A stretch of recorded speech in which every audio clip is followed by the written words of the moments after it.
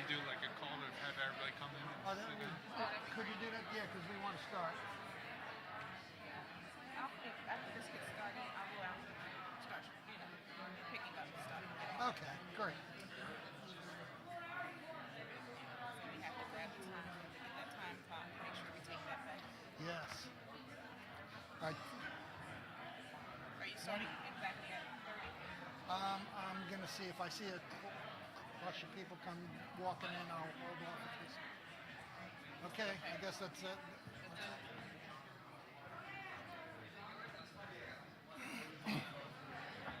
All clear? Okay. No one out there? All right, this is it. Folks, we're going to get started. I think you could.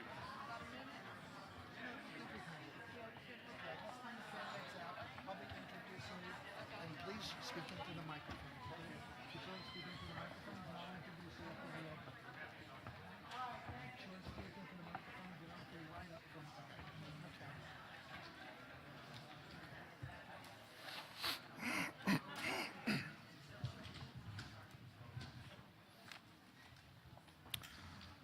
Okay, it's time to move on to our State Assembly debate.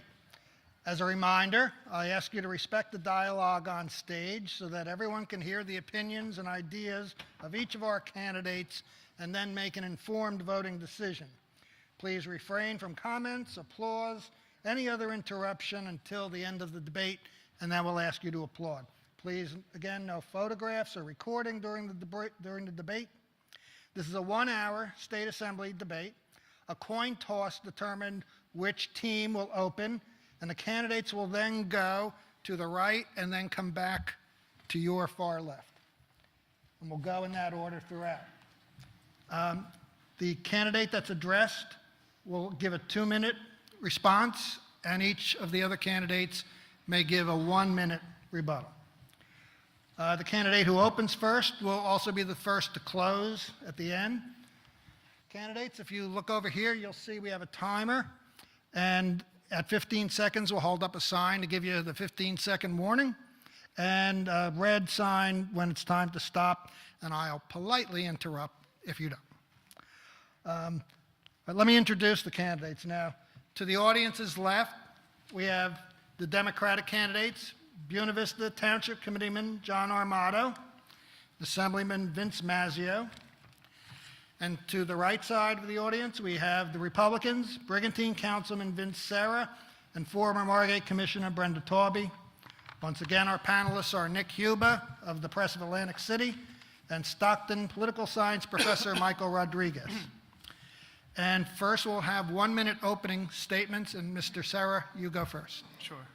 I'd like to thank Stockton University and the press for hosting this debate. I'd like to thank all of our audience members for joining us today. These debates are a great opportunity for all of us to get to know the candidates a little bit better. And I want to tell you something too. I'm very, very proud to be a father. Being a father is one of the most important things you can ever do. It's really shaped my outlook and my view on government. And I think it's something we need to start to do. A lot of times, people get caught up in the politics and they forget that government really is about serving families. They forget that this is about having a decent job. It's about affordable health care. It's about our kids being safe and having better opportunities than we had for ourselves. And I wonder what kind of lesson that we're teaching our children as we go off into this world. And we have a responsibility to do good things. I've applied that as a councilman in Brigantine, and as a result, I've lowered taxes twice, I've improved services, and I've brought in over $5 million in grant money to improve my community. And I humbly ask for your support to be your next assemblyman in Trenton. Thank you. Thank you. Ms. Taube. Our lives begin to end the day we become silent about things that matter. Martin Luther King Jr. When my daughter Ellie was born, I stayed home and I began paying attention to local politics. It was then that I realized that I could help. And I threw my hat in the ring and I ran for Margate City Commissioner. I was able to install some fiscal benefits that enabled us to hold the line on municipal tax increases 4 straight years in a row. I will apply the same discipline at the state level, and I will continue the fight against North Jersey gaming because it's not if but when this comes back on the table. I want a better future for my daughter and for all of our families. Thank you to everybody for being here tonight. Thank you to Stockton, my alma mater, and thank you to the press of Atlantic City. Thank you. Mr. Armato, your 1 minute opening. Thank you. I'd like to say thank you to Stockton for letting us come here tonight for this debate. In 1966, I enlisted in the United States Air Force. I didn't wait to be called up because I thought it was the right thing to do to serve my country. On coming home, I read my rest of my life the same way. I volunteer at our local hospital. I volunteer in our community. I volunteer in my town that I grew up in for 47 years. When I look at my grandson, who's 6 months old, and I look at him and think of what world he will be into, I think it's part of my job to set that foundation. That's what I want to do in Atlantic County, and that's what I want to do in Trenton. Thank you. Thank you. Mr. Mazzeo. Thank you, and thank you, Stockton, and thank you, Atlantic City Press, for having this debate. It's been an honor and a privilege to be your assemblyman for the past 4 years. Some of you may know me, and some of you may not know me.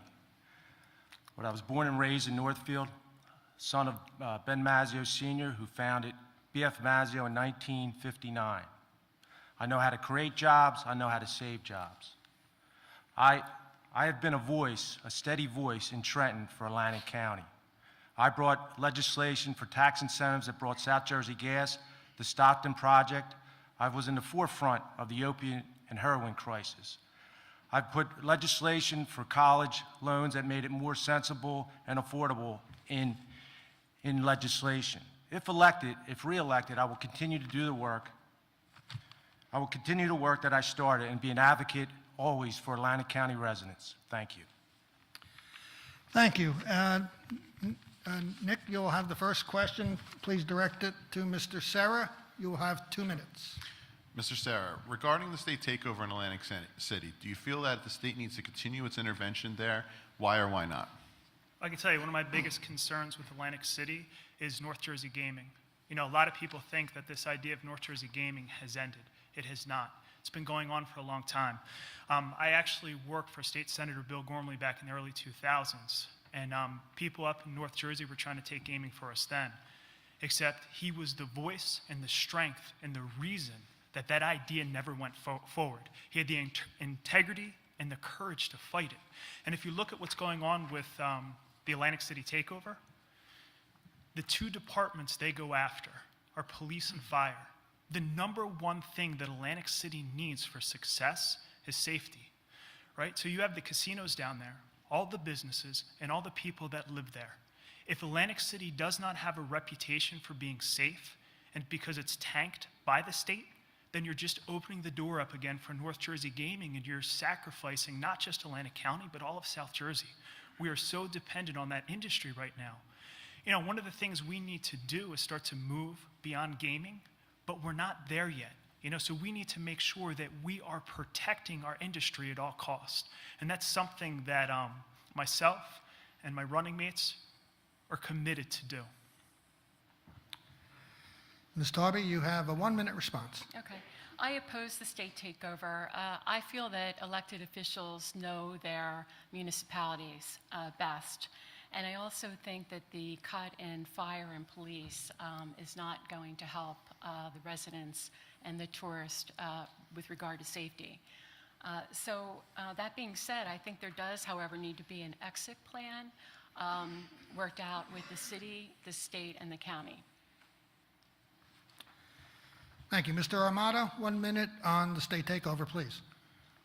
If you try to look at Atlantic City as a business, and if the business was going downhill and you would bring in a consultant to help your business, to me that's what the takeover was. And I can't predict the future and I can't tell you the past, but Hard Rock Casino's coming to Atlantic City. The Stockton Project's coming to Atlantic City. South Jersey Gas, and many others. Now, would they have come without the takeover? I can't tell you that. I can tell you that they're here today, but at the same time, we have to release the state takeover and let the officials in Atlantic City run their city once again. Thank you. Thank you. This next question will be directed to Ms. Taube. We'll have 2 minutes. And Professor... Oh, I'm sorry. I apologize. Oh, okay. Don't forget about me. I'm still the Assemblyman. The state takeover, I voted for it, and, you know, we're over a year into it. And if you look at it, property taxes went down in Atlantic City. We saw that the tax appeals, that was $171 million was on the books, was settled for $71 million. And if you just read in the paper lately where the bond rating has gone up in Atlantic City. Listen, nobody wants to see a takeover. I came from Northfield where I was a mayor, where I believe in self-governing. And I think that we can get back to there, and I think it'll be a short term once we get a new governor and we get people communicating with each other. We had a governor, we had a county executive, and we had the mayor of Atlantic City who couldn't talk, all Republicans. We need to change that. Once we get a new governor, we get people communicating, I think that'll be the path to self-govern for Atlantic City. Thank you. I do apologize. And now, the question goes to Ms. Taube. Ms. Taube, even though voters rejected North Jersey casinos last November, the idea continues to be discussed. What is your position on expanding casinos beyond Atlantic City? I'm very much opposed to it. We need to continue to fight the North Jersey gaming issue very, very hard, because 60% of our customer base comes from North Jersey, and it would destroy our casino industry. So I would fight it with everything that I have in me. We can't allow it. Thank you. Mr. Armato? I'm also against North Jersey casinos. There doesn't seem to be one reason why we would want to do that. Our casinos are here. They're running profitable now, and only going to the north would take all that away. We do owe it to our residents in Atlantic County to be very strong against North Jersey casinos. Mr. Mazzeo, 1 minute on North Jersey casinos. Yeah, I fought against North Jersey casinos. We have, you know, the referendum question lost 80 to 20. I'm a small businessman, and I saw where the casinos closed, and we lost all these jobs. It affects my business. It affects people who shop in my store. And, you know, we don't want to see any more expansion. And I sit on the Tourism and Gaming Committee, where things from the North Jersey legislators, they're trying to do an end around, doing racinos, history horse racing, Keno. So you have to be very observant of what's going on with our legislators from North Jersey. And I have been in the forefront on my committee trying to knock them down. And you know, there was a bill that came across our desk on the Tourism and Gaming, a racino bill. I voted no. Chris Brown voted yes. I think that, you know, my name was mentioned enough, so I figured I'd say it one time here in the Assembly. Thank you. Mr. Sera. Sure. It's funny, you hear Mr. Mazzeo talk about fighting against North Jersey gaming.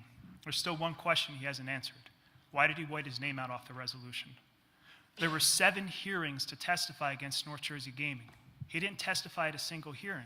And I don't know if anybody listened to Mr. Mazzeo on the radio the other day. He was asked that specific question about why he didn't testify and why he didn't feel the need. And he said that the only way that Speaker Prieta would allow him to be on that committee is if he was a yes vote. So you're telling me that Chris Brown, who's in the opposite party, can work his way onto that committee, and everybody knew that he was against North Jersey gaming? He works his way on that committee, and he's going to be a no vote, and he's going to fight, and Mr. Mazzeo can't work with his own party to stand up for the most important single issue of Atlantic County? And it's still an answer that we haven't gotten a question to. And he talks about this, all these accomplishments that have gone on in Atlantic City. Well, those accomplishments, I give the credit to Chris Brown. Chris Brown fought North Jersey gaming. If we had North Jersey gaming, Hard Rock would not be opening in Atlantic City. And also, you look at what's going on with Stockton, Atlantic City, and you look at South Jersey Industries. Well, the people who are backing the bonds to help that growth go forward is the county. It's Dennis Levinson, who is our county executive. So he's taking the credit for something that somebody else did. That's wrong. Thank you. This next question goes to Mr. Armato. You will have 2 minutes. Mr. Armato, Where do you stand on the legalization of sports betting? Do you see any downside to it? Actually, I don't see any downside. I think sports betting is just another part of the casino, another part of what they have now. Unfortunately, there is sports betting every day, every weekend that we never hear about because it's underground. This way here, it would be above ground. It would be a lot better, I think, and giving our casinos just one more edge against, say, another casino. Thank you. Mr. Mazzeo, you have 1 minute on sports betting. Sports betting, I think, is a great idea for Atlantic City. It's another avenue for the casinos to bring different venue to Atlantic City. You know, in February, we had the Super Bowl, where it's typically sometimes a downtime in Atlantic City. If we had sports betting, it would be an attraction that bring people there to bet on Super Bowl. Also, we have the March Madness. These are things that would attract. It's not going to be a home run, but it's another avenue that will bring people into our town of Atlantic City, and I think it's a great opportunity, and I think it has a good chance to become law and come to Atlantic City. Thank you. Mr. Sera, you have 1 minute. Sure. I think sports betting could be a game changer for Atlantic City. You're looking at $150 billion a year that are being spent right now illegally in the United States on gaming. If you can legalize that, run it through the casinos, you stand to generate $173 million in revenue for the state. And it's something that not only would help the local economy here, but would help to fund a lot of the things that we need funding across the state of New Jersey. So I think it's a win-win for everybody. You know, but one of the things that we need to make sure is that gambling stays legal only here in Atlantic City. Right? And we look at all these quick end-around games that the state's trying to play with allowing gaming in other areas and gambling in other areas. I bring it back to the quick draw Keno. Quick draw Keno that Mr. Mazzeo sponsored.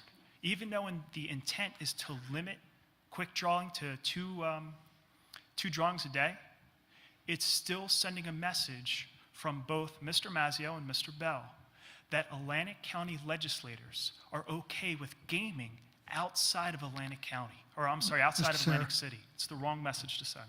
Thank you. Thank you. Ms. Taube.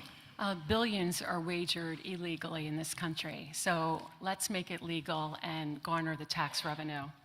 I'm hopeful that on December 4th, when the state of New Jersey goes in front of the Supreme Court, that we're going to be, the sports ban will be lifted. And if and when it's lifted, according to the Oxford study done for the AGA, the American Gaming Association, it's going to mean, just for New Jersey alone, $723 million in economic activity, 3,600 jobs, and $173 million in tax revenue for the state.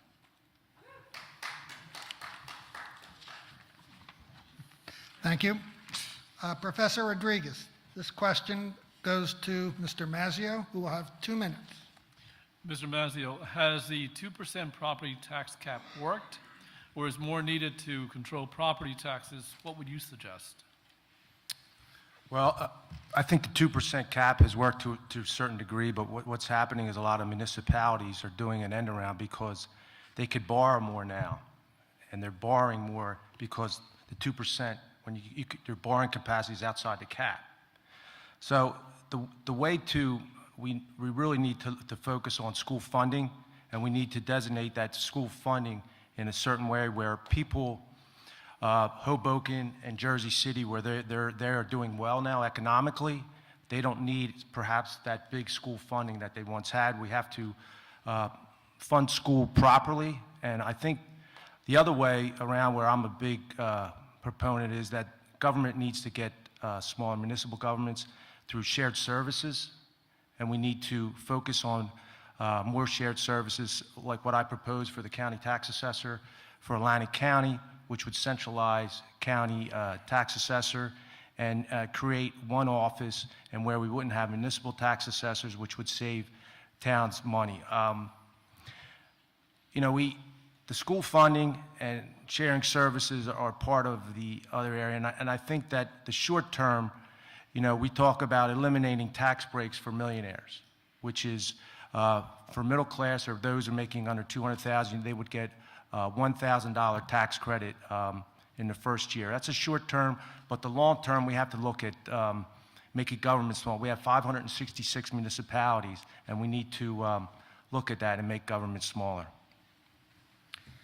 Thank you. Mr. Sera, 1 minute on the 2% cap. Sure. I can tell you the 2% tax cap has probably been one of the greatest tools that every municipality used to control growing budgets. You know, before that, you had a situation where you were really at a loss when it came to negotiating contracts. So now that cap has leveled the playing field between what's going on between the municipalities and with the different bargaining units. But that 2% tax cap, we need to expand beyond that, because one of the biggest things is we keep putting the entire burden of what's going on with taxes on the backs of our public employees. And I think that's only part of the answer. And public employees are willing to give, but you can't keep going back to the same well over and over and over. There's only so much that you can take. One of the things that we need to do in the state and in the legislature is start to grow our economy. If you bring more people back to the state and you bring more businesses back to the state, more jobs, more money, then you'll start to have the resources and money you need to pay for the services you have. I've done this very thing in Brigantine, and it's worked. Thank you. Ms. Taube, 1 Well, minute. the data is undeniable that this cap has saved property taxpayers money. It's saved so far our property taxpayers $2.9 billion, almost $3 billion. It's due to expire at the end of this year, and I think we should renew it.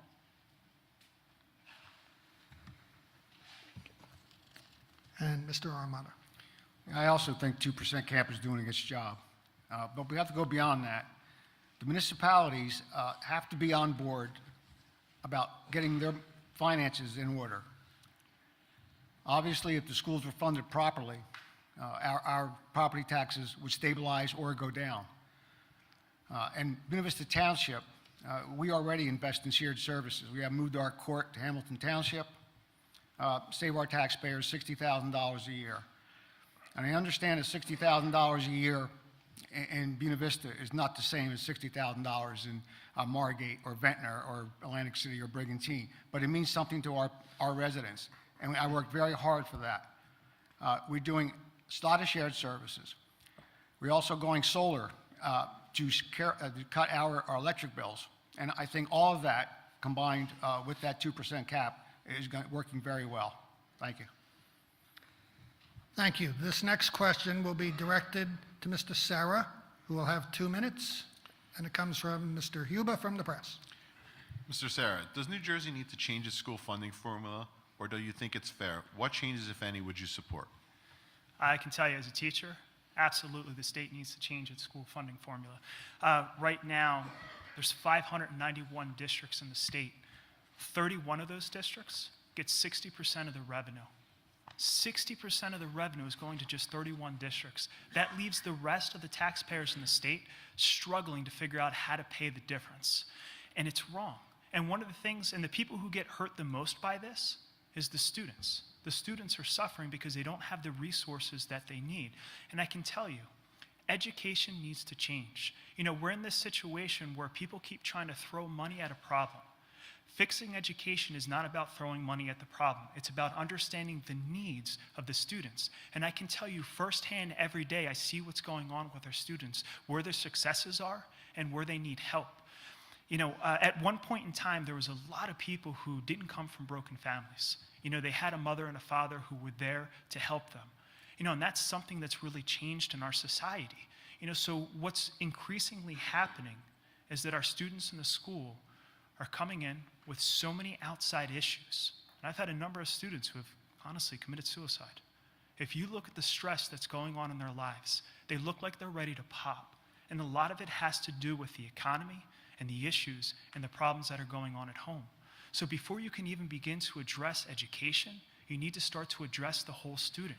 And you have to start to recognize that. And for me, like, not only do I have an education degree, but I have a degree in social work. So when I start to see that the students are in need, I start to work with the social needs and help them and get them resources and services that they need to be successful. And once you address their immediate needs, they start to excel. they start to perform better in school. And that's something we have to recognize from the state legislature, that we have to treat the whole student. It's no more just about education and throwing money at a problem. It's about helping people in need. Thank you. Ms. Taube, you have 1 minute on school funding. All right, thank you. Families want affordable taxes, but they also want a good education for their children. As it's been stated before, we have an unfair funding policy with 50%, over 50% of our funding going to 31 districts, and we have 586 districts in the state of New Jersey. So, and we've been just putting a Band-Aid on it. And I think that wisdom can be defined in many ways. In my opinion, wisdom can be defined as the ability to make decisions now that we're going to be happy with in the future. So we need to sit down and really look at how we can fund school funding so that it's fair and equitable and put to good use. Thank you. Mr. Armato, 1 minute. When they reevaluated and came down with the new listings for school funding, University Township's schools were at 0. We didn't lose anything, we didn't gain anything. Obviously, the school funding has to be addressed. There are school districts that are overwhelmingly getting the majority of the money, and there has to be a stop to that. We have to find a fair way to involve all the school systems in one. I'm the liaison between the township and the school district. I see what they do every single day, how they struggle, trying to figure out if they can add cost books, or bus routes are cut, and I think it's jeopardizing some of our students. We do need them. They are our future, and they should be handled accordingly. Mr. Mazzeo. Well, some of the things as a legislator, I actually got more funding for Atlantic City school districts from 17 million to 37 million. And I also tried to get more funding for Egg Harbor Township. Actually from assessments was a mere $535,000, but actually the governor actually vetoed this. But one thing, it can't be, you know, as a legislator, I'm happy to try and get these type of extra school aid for different districts, but at the end of the day, we need to do it properly and do a proper school funding. And when we have schools up north that are getting, you know, astronomical amount of money, millions, and they're economically sound, we need to change that, and we need to make it better. And we need to look at doing a fair, equitable school funding across the board. And just to be sure, too, Christie, actually, in this final year of his administration, he actually gave more in school aid, which has been depleted in his last 7. Thank you. This question goes to Ms. Taube. You'll have 2 minutes. Professor Rodriguez. Ms. Taube, how would you fix the state's underfunded pension system, and do you think more union givebacks will be required? We definitely have a pension system crisis in New Jersey. We haven't had a fully funded pension line item since 2001, when the Republicans were in control of the Assembly and the Senate. I believe we're funding we're at 55% now. We are making the quarterly payments, which is good. And we've got the lottery revenues going towards that. It's important that we fund it. My position is that we've made promises to public employees, and they have budgeted their retirement based on what that pension is to be. So we need to honor that, find the funding for them, fully fund it. But moving forward from this day forward, when we hire new employees, we need to make sure that we have a sustainable pension program for them and also for the taxpayer. Okay, Mr. Armato, a minute on pensions. Obviously, our pension should be fully funded. With the school teachers and the governor had a deal about how to fund their pensions. And unfortunately, the school teachers, they kept up their bargain, but our governor did not. We talk about the lottery, moving money into the pension program. I'm still a little bit confused about where the money was going for the lottery. I don't think that we should create a hole to fill a hole, but we have to fund these properly. And I think that's going to be our major job. Thank you. Mr. Mazzeo. Yes, we need to fully fund the pensions. It's a promise was given in 2011 to fully fund them. The promise was broken. And we also need to not give $500 million to hedge fund managers on Wall Street. That's one area that we could look at to save money and put money back into the pension. The quarterly payments will help because you have more money coming in, you'll be able to invest that money, and there'll be more money there for the pensions. The lottery, it's an idea that, you know, there is going to be more money for the pensions because of the lottery, but, you know, there's no silver bullet as far as how we're going to raise these revenues, but there are at least conversations, and I think, you know, the one area that we're getting under a new governor is really taken away from these hedge fund managers, and let's invest it where we don't have such a big fees to pay. Thank you. And Mr. Sera, you have 1 minute on the pensions. I can tell you, the state of New Jersey has an obligation to fully fund the pensions. There's no way getting around that. You know, one of the biggest problems is the governor went to NJEA, my union, and he said, listen, you guys need to make concessions. If you guys make these concessions and these changes, then we're going to work out a deal so that we can fully fund the pension. Then the governor turns around and goes back on his word and sells everybody out. It's wrong. One of the things that you have to start to look at is how do we move the situation forward? And part of that is trust. And that's something that's being lost in government is trust. If you make a deal with somebody, you have a responsibility to keep that going forward. And here's the other thing we have to look at. You have to look at sustainability. And everybody understands this. The way the system was going before wasn't sustainable. So one of the things we need to do is instead of beating on the employees that have been there 15, 20, 25 years, we need to fix the problem with the new employees coming in the door. You have a system that's set up so when they take the job, they see what the system is, they see what the pay is, they see what the pension. Then they have a choice to take that job or not. You fix it with the new people, not by going back on a deal with the old people. Thank you, Mr. Sera. Okay, this next question goes to Mr. Armato, and you will have 2 minutes. Mr. Armato, state support of colleges has declined over the last decade, and colleges with growing student populations have not received more aid. Tuition must make up for these losses. What changes would you support to make college more affordable? I think that making colleges more affordable would start with the colleges, and then our student loans. Student loans, we should not be making money or a huge profit off our students when they have to repay back these loans. We need a fair policy that would be on like a slide rule that would be tied to their salary as how they would pay it back. Education, especially higher education, is what we all really need to understand that in the climate that we live in, you know, we need technical people also. We need people who work with their hands. We need plumbers. We need electricians. We need carpenters. You know, I went in the Air Force without an education, without a career. I came out of the Air Force with a career that lasted me my whole life working with my hands. College education is great, but I also think technicals should be advanced also. Okay, Mr. Mazzeo, 1 minute. Yeah, one area that I got more I received more school aid for was actually Stockton for the new campus in Atlantic City for $2 million.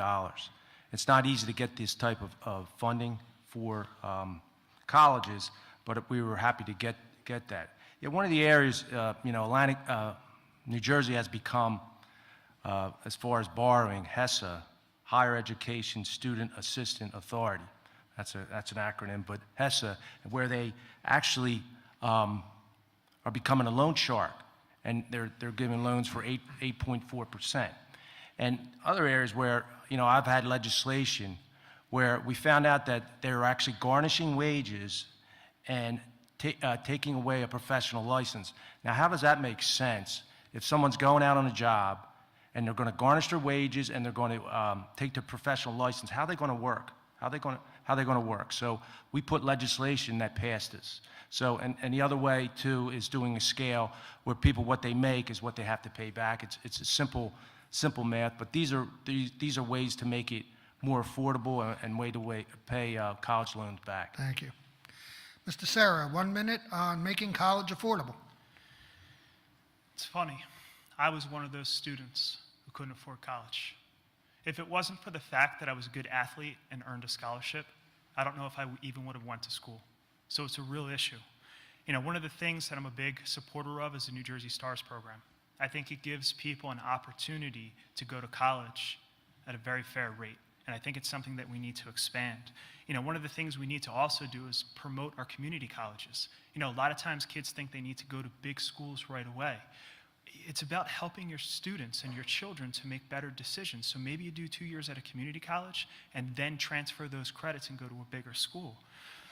One of the things that we're doing at my school that I'm very proud of is we're giving students the opportunity to earn college credit while they're in high school. The more college credits they can earn before they have to go to college, the more money they can save. The other thing too is there's been this notion and this push that every single student has to go to college, and if you don't go to college, then maybe you're not seen as a success. Well, that's not true. One of the things we really need in this world is people to go into the vocations, and there are kids who are very gifted with their hands. We need to cater to their needs and what makes them successful. And Ms. Taube, 1 minute. Yes, college is very expensive. My husband and I have one daughter. I can't imagine families with multiple children. I like the community. I like that we have the opportunity to go to community college for 2 years and then transfer to a 4-year institution. It's an opportunity to save money, and I like the New Jersey STARS program for our higher achieving students that can't afford college, and they can then go to the community college. And there is a business sector that's been identified as an opportunity for us. It's the aviation industry. And it's an industry that drives $1.5 trillion nationwide in economic activity.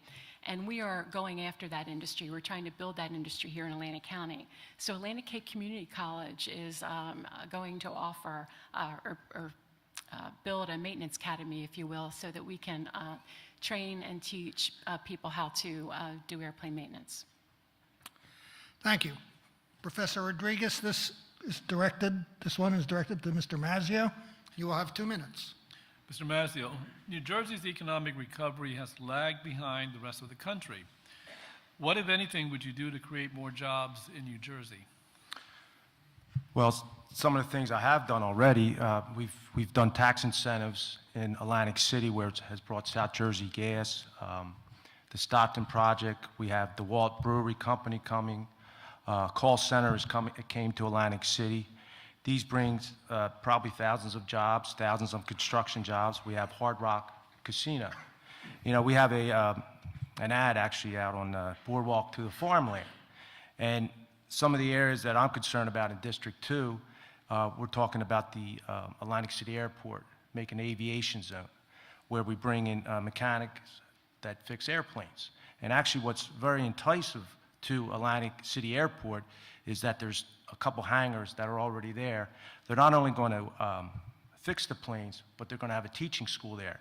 We talked to the Atlantic County Economic Committee, and these are type of things that I'm looking on to work for. And then as you go towards the west part of Atlantic County, the farmland out there, I'm looking at, I have bills that will take regular farmland and turn it into wine vineyards. Why wine vineyards? It's becoming more popular. South Jersey, actually, grapes are similar to French and the wines, and they're getting very popular. And there's also an agri-tourism that is involved with wine vineyards.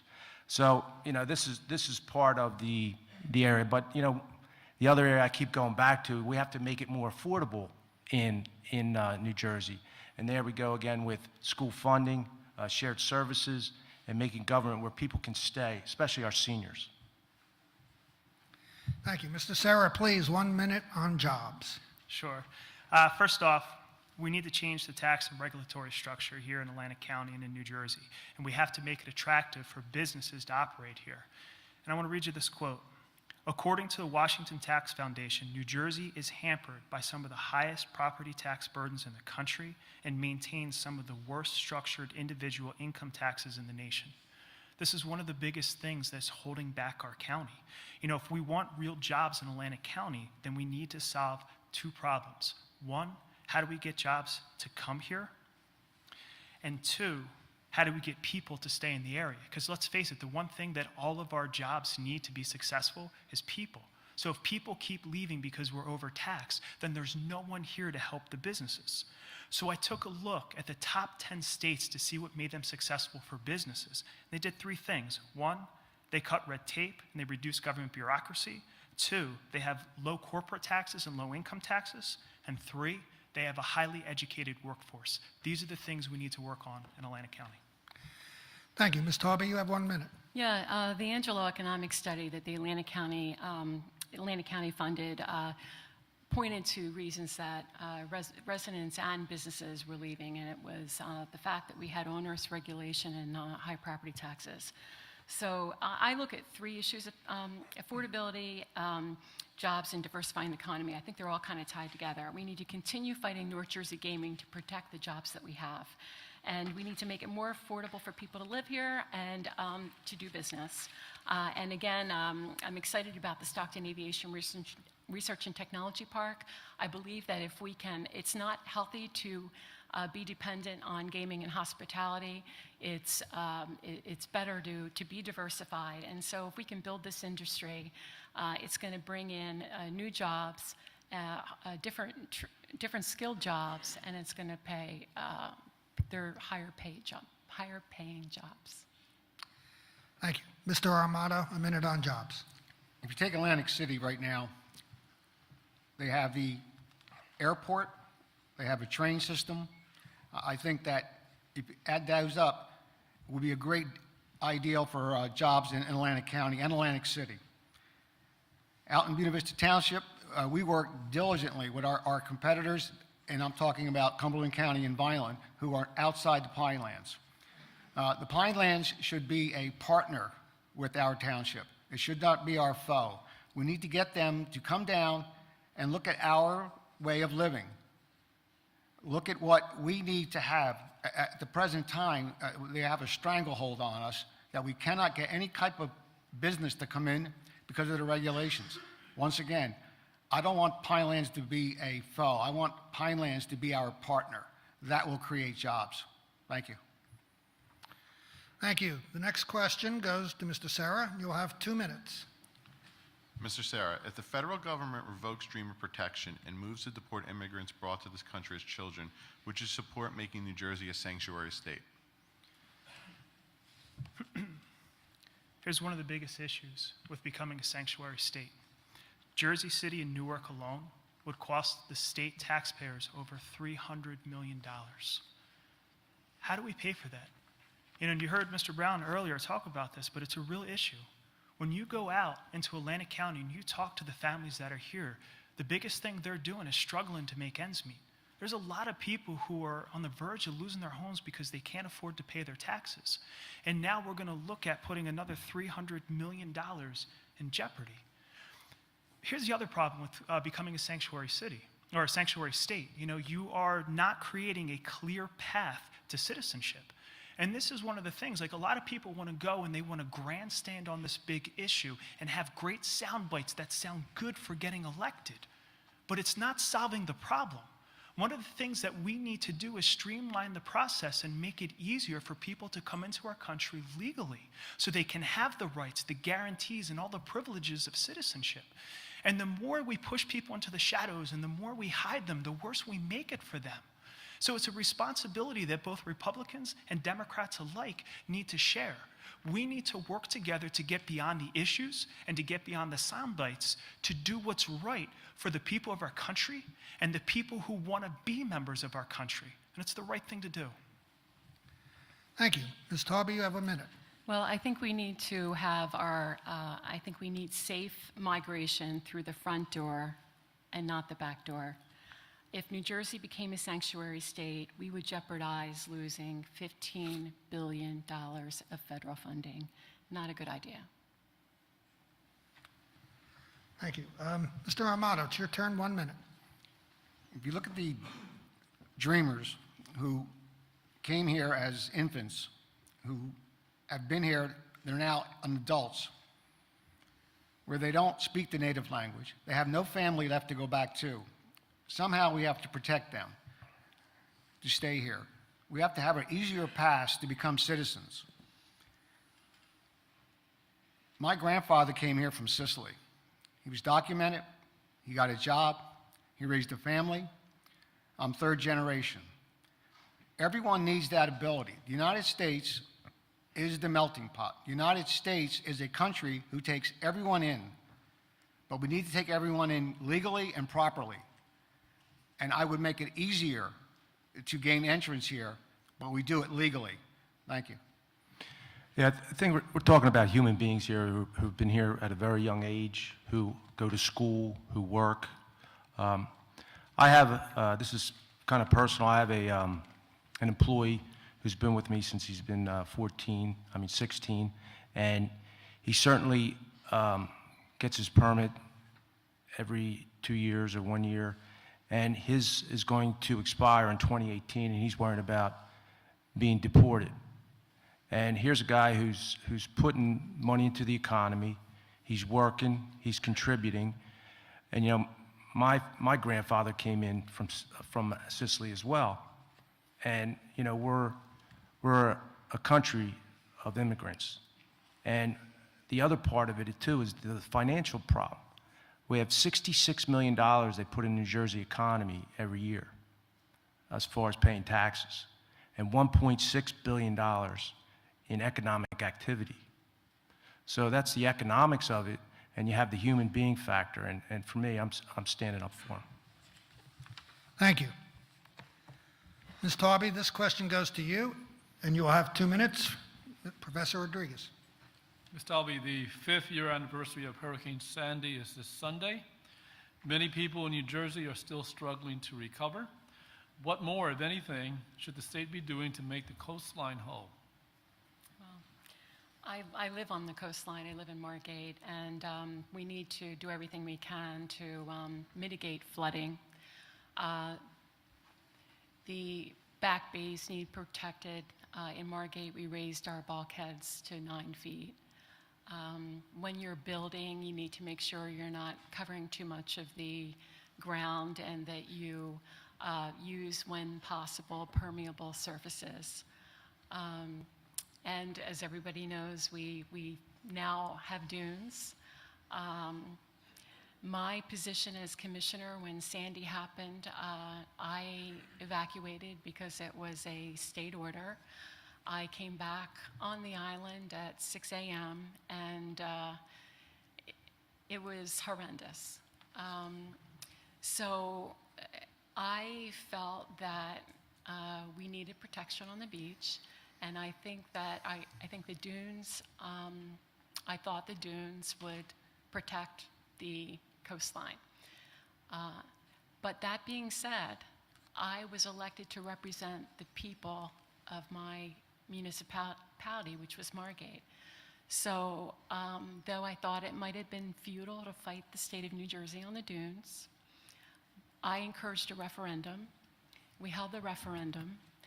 The referendum came back that the majority of our residents wanted to fight the state and the U.S. Army Corps of Engineers on the dunes. And so I voted with the other 2 commissioners to fight the dunes. We fought the dunes, and we lost. I think it ended up costing us $350,000. So the dunes came in the middle of the summer, and we had horrible pooling as a result behind the dunes. That was horrendous. It's a safety risk. We had drowning issues, and we had bacteria. So we're now back in court, and my hope is that the U.S. Army Corps of Engineers and the DEP will rectify that in time for summer of 2018. Thank you. Mr. Armato. When Sandy happened, for some reason it seems to follow the mismanagement of money. We have contractors coming in who accept the money and don't do the work. We have people who are not back in their homes today. Obviously, that is unacceptable. I can only imagine what's going to happen like in places like Puerto Rico, and where a tragedy happens, the unscrupulous come in, and without the proper oversight, the money just disappears. We need to do a better job. We need to do a better job in New Jersey. If you look at global warming, if it is or it isn't, I'm not going to debate that, but I'm going to tell you that the storms seem to be getting worse. We need a better way to track money. We need a better way to have an accountable for the contractors that come in and work in the state of New Jersey. Thank you. Mr. Mazzeo, you have 1 minute. Well, actually, during this time, there was a lot of bad things that happened during Superstorm Sandy, that a lot of people didn't know when the grants, they didn't know when it was running out, who to apply for. There was bad contractors out there, and people were paying people, and then they were leaving with the money. We actually put a bill together that make it more transparent, where you could go on a website, see the grants, see the contractors, see how much, when to apply for these grants. And I certainly think this is a good template for future storms. It's just like, unfortunately, this was a storm of the century that hit New Jersey. So unfortunately, some people really got ripped off, and some people really are out of their homes. And we needed to change this, and that's why we put this legislation together. And I think it'll be better in future storms, and I think that even at the tail end of this, it'll be better for people who still have to apply for Superstorm Sandy. Mr. Sera, 1 minute on the coast. Sure. I can tell you, I lived through Sandy firsthand. And when I first ran for council, there were many people in my community who were still out of their homes. Literally, the bureaucracy with the state of New Jersey was so bad that they had to set up support groups in my town because people were having mental breakdowns. I kid you not, I would go door to door campaigning to run for office, and people would be like, "Thank God you're here, I need help." And they would come out with these files. And I'm standing there trying to figure out what it is to do. So the only thing I could think to do is call my legislator. I called Chris Brown. Assemblyman Chris Brown, he does his mobile offices. Well, as I was identifying issues and meeting people house to house, I would call him on the phone, we would hand him the phone, and Chris would work with him right there in the moment to help solve some of these issues. But it's more than just that. You know, one of the things we recognize is we had to rebuild after Sandy. So my town, we applied for millions of dollars in grant money to improve drainage, to put in pump stations, to put up floodgates, and to raise all the bulkheads. So we continuously work, and as a result of that, our citizens receive a 25% reduction on their flood insurance, and we're working towards a 30% reduction. Thank you. Okay, Mr. Huba from the press, this will be the last question, and this is directed to Mr. Armato, who will have 2 minutes. Would you favor any changes to New Jersey's existing gun laws? In the United States, right now, there are approximately 300 million guns. The automatic weapons that we have seen, which have carnage in the streets, to me, should be somehow removed from the public. I am not in favor of the public having military-style weapons. If you look at any mass shooting, it was stopped when the shooter stopped to reload. We can limit the magazines would be a step forward. I am not for open carry in New Jersey.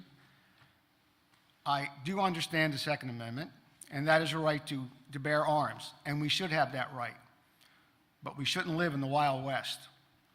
A simple traffic accident would become gunfire. A simple door not being opened at Wawa would become gunfire. Right now, I think our laws should pertain to who is able to own a weapon.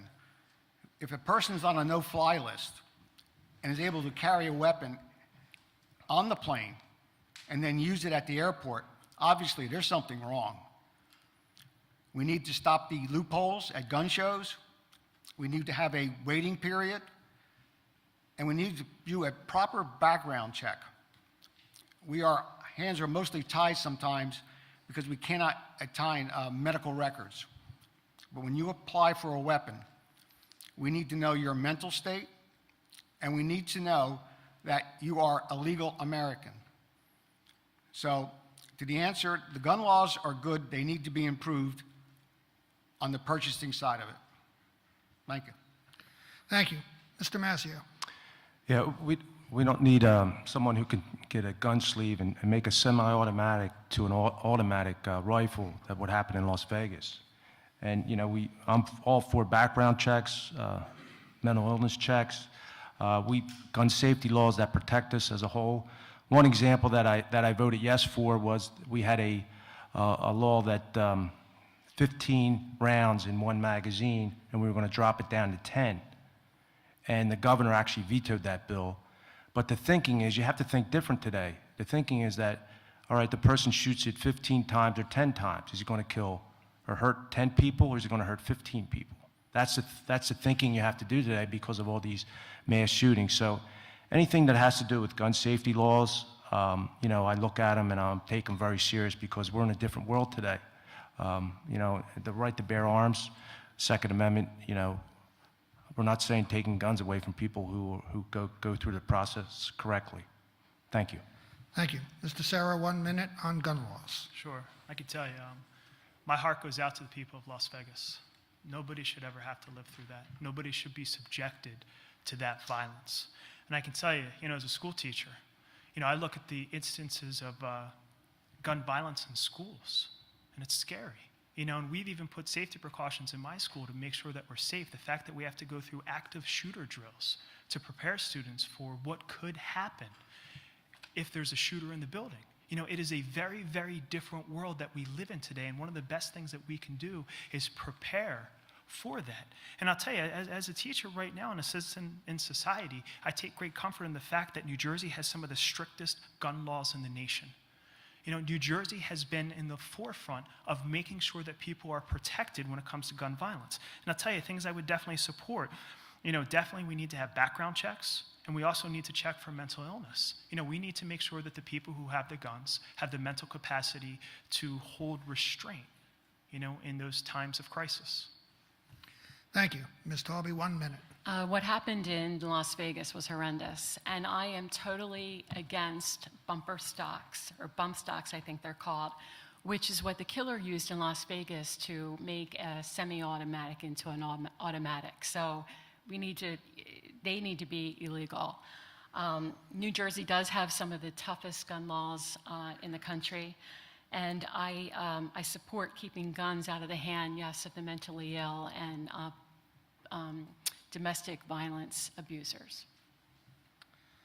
Thank you. That concludes our formal questions. We ask the candidates now to provide us with 1 minute closing statements. And by order dictated by the coin flip, Mr. Sera, you will begin. Thank you very much. First of all, I'd like to thank Stockton and thank the Press of Atlantic City for hosting this debate. It's been a great experience, and I've really enjoyed it. We are the sum of our everyday actions. And for me, one of the things I'm proud of is I've dedicated my entire life to helping people. I went to college to be a social worker. I spent 19 years on the Brigantine Beach Patrol saving lives.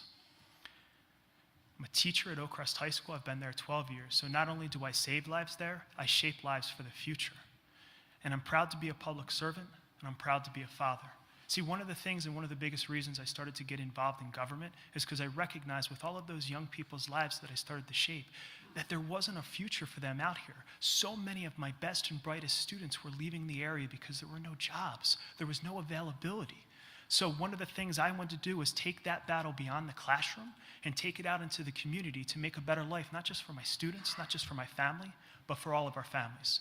My name's Vince Sera, and I hope that I have the opportunity to earn your vote for the Assembly. Ms. Taube, 1 minute. The most important thing we own is our vote. On November 7th, the future of Atlantic County is in your hands, and this is a pivotal time in Atlantic County history. We need leadership who will continue to fight North Jersey gaming and who will work to make Atlantic County more affordable and diversify our economy. It's my hope that you will use your ballot power to elect the Chris Brown team. Chris, Vince, and I will be an honest, independent voice for all of you in Atlantic County. One of my favorite quotes is, "A politician looks out for the next election, and a statesman for the next generation."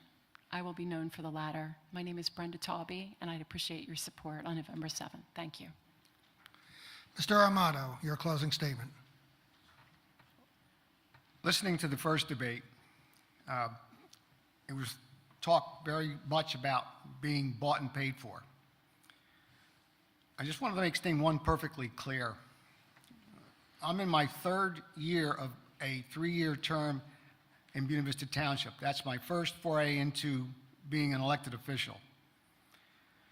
I can honestly stand there and tell you that I don't owe anybody anything, and nobody owes me anything.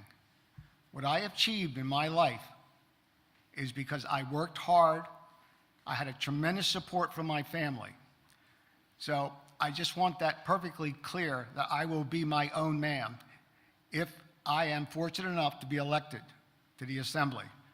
My name is John Armato, and I look for your vote. Thank you. And Mr. Mazzeo. Thank you, Stockton and AC Press, for organizing this debate. You know, we talked a lot about tonight about economic development, Atlantic City, different issues. When it comes down to everything, it's about human beings and about what we can do as elected officials. You know, I talked about this a lot, about a single mom, that an issue came across my desk, that she got a call her son got killed in New York, and she was from North Jersey, but then 2 months later, she got a letter from the state of New Jersey saying, sorry about the death of your son, but you're gonna have to pay your college loan back. So I put legislation to forgive this loan because I thought it was the right thing to do, and you're dealing with human beings.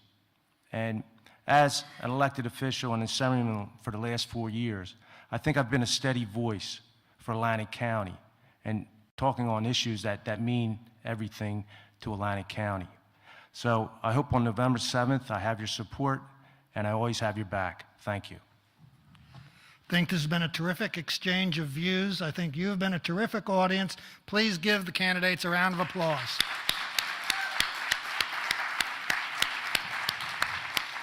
This concludes our debates. Please drive safely and have a good night.